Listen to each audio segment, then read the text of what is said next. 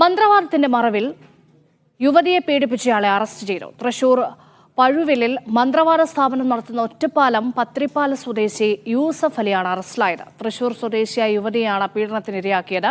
പ്രതിയെ Anthikad police arrest ചെയ്ത് കോടതിയിൽ ഹാജരാക്കി. തൃശൂരിൽ ഇന്ന് വിവരങ്ങൾ നൽകാൻ കെ അഖിൽ ചേരുന്നുണ്ട്. അഖിൽ, എന്താണ് ഉണ്ടായത്? രശ്മ, 2 ദിവസം മുൻപാണ് ഇത്തരത്തിൽ അന്തിക്കാട് പോലീസിലേക്ക് ഒരു പരാതി ലഭിക്കുന്നത്. തൃശൂർ സ്വദേശിനിയായ യുവതിയുടെ പരാതിയിലാണ് ഇത്തരത്തിൽ ഒരു നടപടിയിരിക്കുന്നത്. ഇയാൾ ഈ അന്തിക്കാട് പുഴുവിൽ ഭാഗത്ത് ഒരു മന്ത്രവാദ സ്ഥാപനമൊക്കെ നടത്തി വരുന്ന ആളാണ്.